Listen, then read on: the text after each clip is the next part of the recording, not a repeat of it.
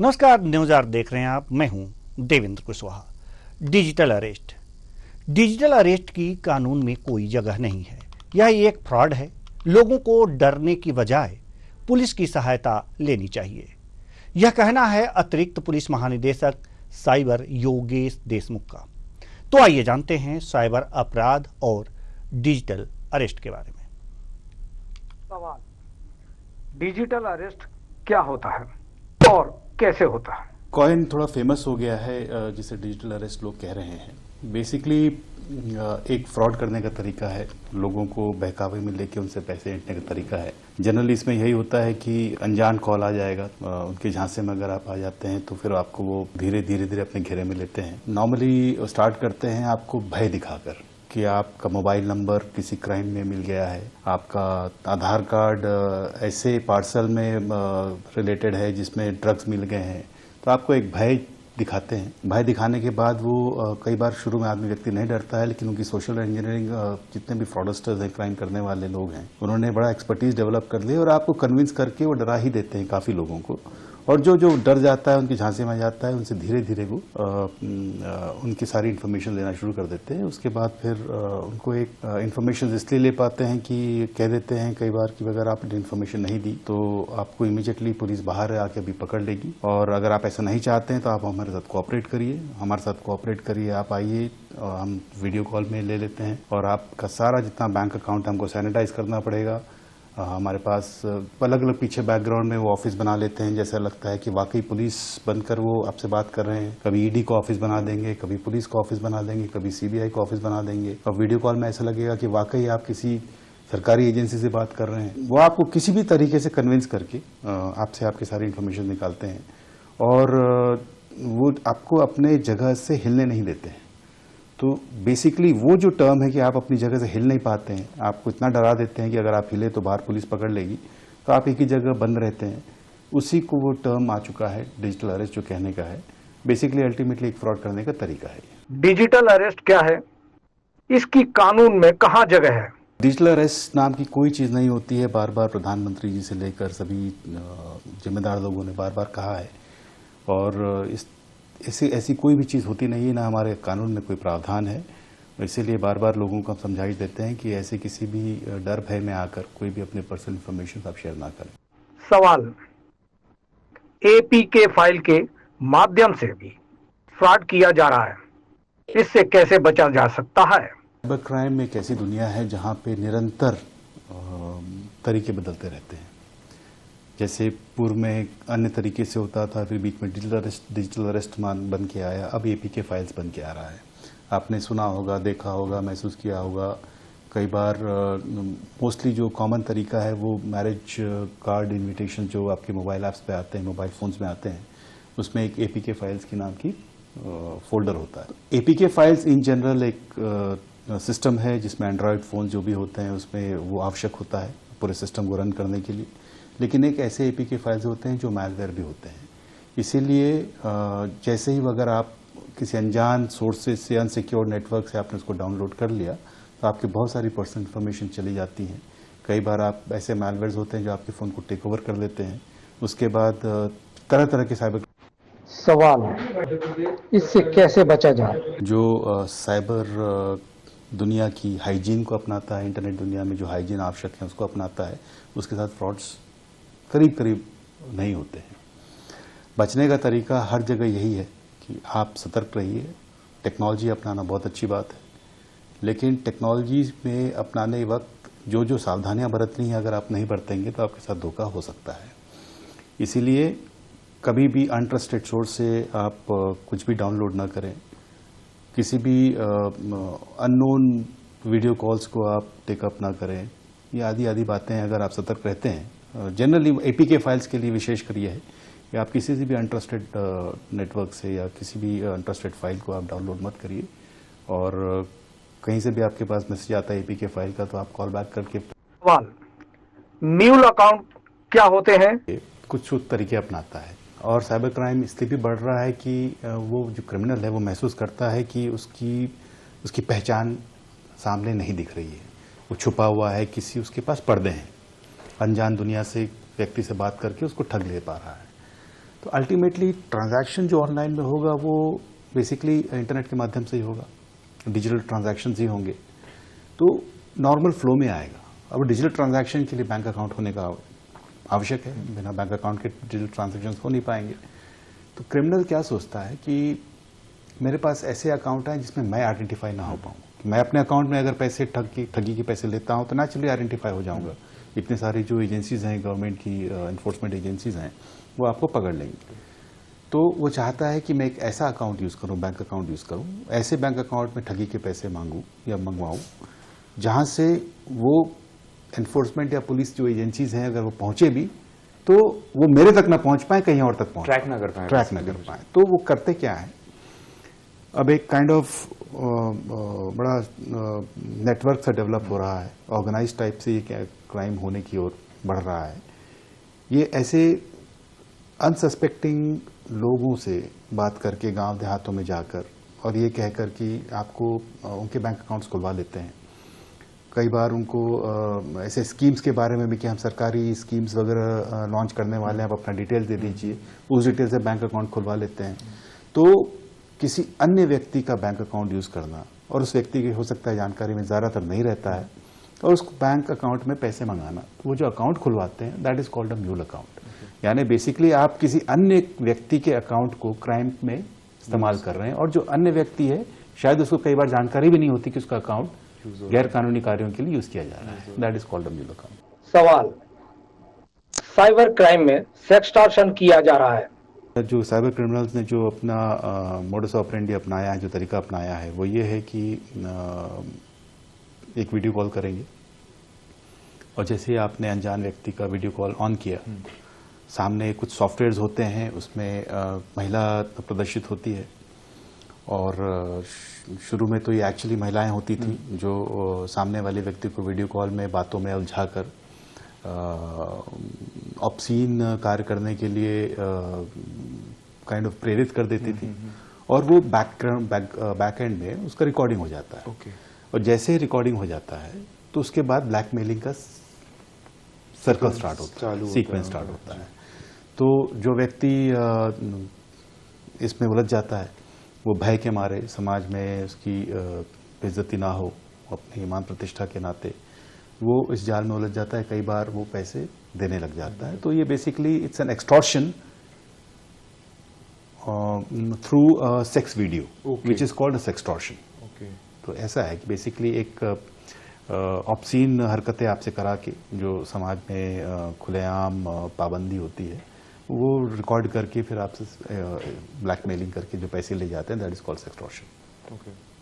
Similar, अगर इससे बचने का तरीका वही है कि आप अनजान लोगों की कॉल्स मत लीजिए। आप अनजान लोगों के वीडियो कॉल्स तो विशेषकर, अगर आपको ऐसा लगता है तो आप लगता है कि बहुत इंपॉर्टेंट आपके पास कोई कॉल आने वाला है, उस कॉलर के बारे में आपको बहुत ज़्यादा परिचित नहीं है, तो आप वीडियो कॉल को ऑफ करिए। आप नॉर्मल कॉल करके पहले वेरिफिकेशन कर लीजिए आप वाकई आपके काम के लायक वो व्यक्ति है या नहीं है।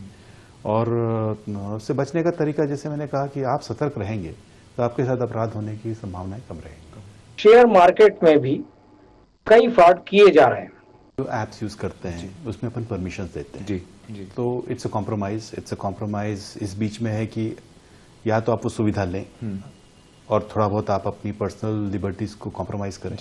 जैसे आप अपने कॉन्टैक्ट लिस्ट दे देते हैं, या गैलरी के फोटोज को आप शेयर करने लग जाते हैं, या अन्य कोई जानकारी हो, या फिर आप बिल्कुल ऐप यूज मत करिए और आप सेफ रहिए। तो it is a balance between calculated risk और सुविधाएं जो हैं। तो डेटा कुछ इलीगल मार्केट में जाता भी है। हम हर जगह आज आप देखेंगे, जहां भी आप जाते हैं शॉपिंग के लिए, जाए यहाँ जाए वहाँ जाए, कई जगह आपके सभी डिटेल्स आ जाते हैं। तो डेटा ऐसे फ्लो करता है। अब आपने कहा कि शेयर मार्केट में जो इन्वॉल्व हो जाते हैं वो कैसे हो जाते हैं। देखिए, साइबर क्रिमिनल्स कर क्या रहे हैं, बेसिकली उन्होंने सोशल इंजीनियरिंग, आपके साइकोलॉजी को समझने का बहुत अच्छा तरीका उन्होंने सीख लिया है, और सीखते जा रहे हैं। आप किसी भी मानव के लालच का या भय का वो अपने तरीके से फायदा उठा लेते हैं। जैसे मैंने कहा, सेक्सटॉर्शन वाली बात है, आपको भय दिखाएंगे कि आपका रिकॉर्डिंग हो गया है और आपको फिर ब्लैकमेलिंग करेंगे, या आपको भय दिखा देंगे डिजिटल अरेस्ट में, पुलिस बनकर, नकली पुलिस बनकर कि भाई आप हमसे कोऑपरेट करिए, हमारा आपका पैसे सैनिटाइज करना है, ले लेंगे। ऐसे ही शेयर मार्केट का है। कई बार आपको मिलते जुलते जो कंपनीज हैं उनसे मिलते जुलते नाम के आपसे कन्वर्सेशन स्टार्ट होगा। बहुत सारे ऐसे लोग हैं जो साइबर क्राइम बैठ के आपको मैसेजेस भेजते जाएंगे, आप तत्काल बैठ के आप शेयर मार्केट में 5% कमाते हैं, हम आपको 20% कमा के देंगे। तो आदमी व्यक्ति का इंटरेस्ट जागने लगता है, सभी का नहीं जागता, कुछ का जागता है, and that is what they are looking for. कुछ भी लोग फंस जाए उनके लिए फायदा है। तो जैसे ही आप उस लिंक में जाते हैं वो आपसे कॉन्वर्सेशन स्टार्ट करते हैं। तो पहले आपसे व्हाट्सएप पे करेंगे, फिर आपको एक इंस्टाग्राम में ले जाएंगे, फिर वो नेचुरली व्यक्ति एकदम से विश्वास करता नहीं है, तो लेकिन उसको विश्वास में लेने के लिए वो उनके एक पूरा गैंग काम करता रहता है। तो इंस्टाग्राम ग्रुप में ऐसे ऐसे लोग जुड़े होंगे जो बार बार इस बात को कहते रहेंगे, thank you so much sir, मेरे पास इतने पैसे आ गए और मेरा इतना प्रॉफिट हो गया और वैसा हो गया और ऐसा हो गया, मैं तो और पैसे इन्वेस्ट कर रहा हूँ। इनका एक गैंग रहेगा जो बैकग्राउंड में ऐसा महसूस करवाएगा आपको कि वाकई बहुत ज़्यादा प्रॉफिट हो रहा है, तो धीरे धीरे इसकी भी इंटरेस्ट जागने लगेगा। फिर आपको जेन्युइन वेबसाइट का एक लिंक देंगे, उसमें आप बोले साहब हमारी ये वेबसाइट है, आप जाके देखिए, और पता लग गया कि बहुत अच्छी कंपनी है, जेन्युइन कंपनी। उसमें जैसे नेचुरली उसका URL लिंक जेन्युइन होगा, आप देखेंगे जाएंगे वहाँ पे तो आपको सब कुछ सही लगेगा। फिर उसके बाद वो तैयार होगा जैसे ही व्यक्ति, तो उसके पास दोबारा एक लिंक आएगा, बोले साहब ठीक है, आप जैसे आपसे 2 दिन पहले हमारी बात हुई थी और ये लिंक है, इसमें आप करिए, शुरुआत में आप जो चाहें आप इन्वेस्ट करें। वैसे ही वो जो लिंक होगा मिलता जुलता कंपनी से होगा, ओरिजिनल कंपनी से, लेकिन उसमें it will not be original, कुछ न कुछ वो फेक वेबसाइट होगी, स्पेलिंग आगे पीछे होगी, कोई डॉट होगा, कोई लेटर ऊपर होगा, नीचे होगा। तो जैसे ही आप उस फेक वेबसाइट पे जाएंगे, आपके सारे डिटेल्स आप अपने भरने लग जाएंगे और आपको ऐसा लगेगा कि इन्वेस्टमेंट जो आपका है वो बढ़ते जा रहा है। आज आपने 100 रुपये इन्वेस्ट किए थे, यार अचानक से मेरे 200 हो गए, 200 के 500 हो गए। शुरुआत में आपसे कम इन्वेस्ट कराएंगे, करते करते करते मैंने देखा है लोगों को, वेल एजुकेटेड लोगों को 2.5-3 करोड़ रुपए इन्वेस्ट करते हुए, और फिर फाइनली जब आप पैसे अपने वापस मांगते हैं तो सब आपका लिंक हट जाता है, वो इनकॉग्निटो हो जाते हैं, गायब हो जाते हैं। फिर नेचुरली फिर आप परेशान होकर पुलिस के पास आते हैं, फिर इन्वेस्टिगेशन स्टार्ट होता है। जी, ये है basically share market frauds. Password को लेकर काफी कंफ्यूजन रहता है, किस तरह के पासवर्ड रखना चाहिए? फिर वही एक ही चीज है, फिर आपके वो ग्रीड का फायदा उठाते हैं, या तत्कालिक आपको लगता है कि मैं एक्स्ट्रा काम करके कुछ पैसे कमा लूं, तो आपको लाइक्स के देंगे, शुरू में कुछ पैसे वापस भी आएंगे, और उसके बाद फिर जैसे ही आप ज्यादा उसमें घुसे वो आपके साथ फ्रॉड हो जाएगा, आपके पैसे लौटते नहीं। सिर्फ इस पर पूरा पॉइंट ये है कि आप अनजान व्यक्ति से इंटरेक्शन, फाइनेंशियल इंटरेक्शन आपका नहीं होना चाहिए। जैसे ही आपको कोई इन्वेस्टमेंट की बात करता है, पैसे ट्रांसफर की बात करता है या धमकाता है पैसे लेने के लिए ऑनलाइन, आपको एकदम सतर्क होना चाहिए और हिम्मत दिखाकर आपको उसको पहली बात एग्जीक्यूट नहीं करना चाहिए। और कभी ऐसी घटना घटती है तो आप आइए, पुलिस के पास आइए। हम आपकी आशा करते हैं, लोगों से हम बार बार एडवाइजरी जारी करते हैं, please do not share your personal information. जैसे ही कोई आपसे पैसे मांगता है तो आप सतर्क हो जाइए, पहले वेरीफाई करिए व्यक्ति जेन्युइन है नहीं है। अनजान दुनिया में इंटरनेट के माध्यम से जो आपके पास जानकारी आ रही है वो सब अनवेरीफाइड है, तो उस पर आप एकदम से विश्वास मत करिए। आप पूछिए आपका ऑफिस कहाँ है, हम आपके ऑफिस में आके आपसे बात करते हैं। थोड़ा सा आपको शुरुआत में लगेगा कि भाई डिस्कम्फर्ट है, लेकिन आपके डिस्कम्फर्ट हो सकता है आपके हजारों लाखों करोड़ों रुपए बच जाएं।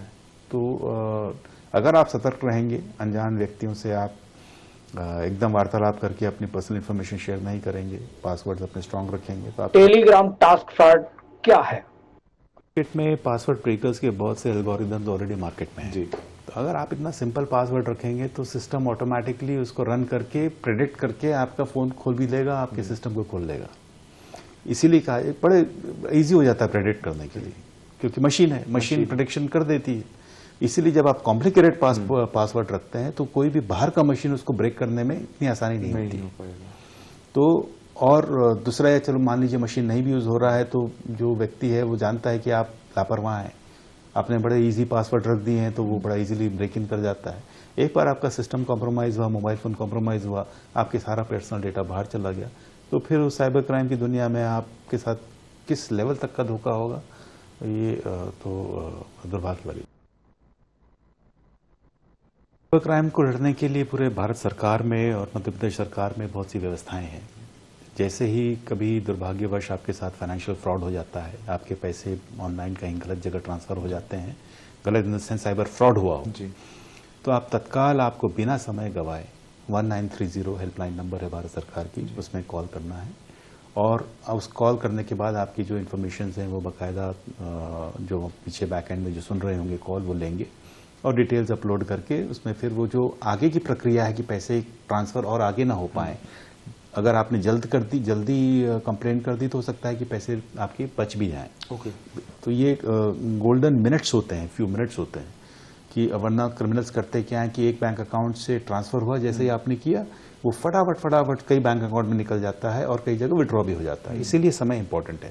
तो आपके साथ जैसे ही अगर फाइनेंशियल फ्रॉड हुआ, आपके पैसे गए, आप इमीडिएटली 1930 में कॉल करिए और वो बैक एंड में जो लोग सुन रहे हैं उसमें वो सिस्टम में डालेंगे और ऑटोमेटिकली प्रोसेस को स्टार्ट हो जाते हैं। मान लीजिए आपने नहीं किया, आप आइए किसी भी लोकल पुलिस स्टेशन में आइए, मध्य प्रदेश के हर एक पुलिस स्टेशन में, हर थाने में हम साइबर डेस्क खोलने जा रहे हैं। ओके। और हम ट्रेनिंग हमारे मध्य प्रदेश पुलिस के सभी जवानों को हम लगातार दे रहे हैं। आप जाइए और अपने कुछ इन्फॉर्मेशन होती हैं, कुछ जिसके माध्यम से आपके साथ फ्रॉड हुआ है, इसमें कुछ फुटप्रिंट्स होते हैं, वो आपसे मांगते हैं, आप लेके जाइए, अपना मोबाइल फ़ोन हो या लैपटॉप हो या कंप्यूटर हो और वो इन्फॉर्मेशन शेयर करिए। फिर एक सिस्टम एक्टिवेट हो जाता है। मान लीजिए आप ये दोनों नहीं कर पाते हैं तो आप घर बैठे cybercrime.gov.in भारत सरकार की एक वेबसाइट है, उसमें आप इमीडिएटली अपनी कंप्लेंट को रजिस्टर करवाइए और वो कंप्लेंट फिर थानों में पहुंच जाती है ऑनलाइन ही और उस पर प्रक्रियाएँ स्टार्ट हो जाती हैं। तो ये कई तरीके हैं और उसके बाद लगता है कि आपको उसके बाद भी आवश्यक कार्रवाई नहीं हो पा रही, आप वरिष्ठ अधिकारियों से मिली। फाइनेंशियल फ्रॉड जो साइबर क्राइम के होते हैं उनमें समय लगता है, आप एकदम से ओवरनाइट रिजल्ट एक्सपेक्ट मत करिए, क्योंकि पूरा जो मुलजिम होता है वो अनजान होता है, उसके बैंक अकाउंट्स म्यूल अकाउंट्स होते हैं यानी किसी अन्य व्यक्ति के नाम के होते हैं, वो जो मोबाइल फ़ोन यूज़ कर रहा होता है वो भी किसी अन्य व्यक्ति के नाम से होते हैं। तो आसान इन्वेस्टिगेशन नहीं होते हैं, लेकिन बहुत से केसेस पुलिस सॉल्व करती है और लोगों को न्याय दिलवाती है। तो इसीलिए again I will repeat, financial fraud जैसे ही होता है, पैसे आपके आप गंवा देते हैं फ्रॉड में, तो आप 1930 कॉल करिए या किसी भी लोकल पुलिस स्टेशन में जाइए या जो मैंने आपको वेबसाइट बताई cybercrime.gov.in, वहाँ आप कंप्लेंट करिए। डिजिटल अरेस्ट से बचने का आसान रास्ता जानकारी है। इसकी शुरुआत ही आपके डर के साथ होती है। ऐसे में यदि आपके पास भी इस तरह की धमकी वाले फोन कॉल आते हैं तो आपको डरने की जरूरत नहीं है। कोई कॉल करके धमकाता है तो डरे नहीं, बल्कि डट कर सामना करें। फिलहाल के लिए तो बस इतना ही। मुझे दीजिए इजाजत। नमस्कार।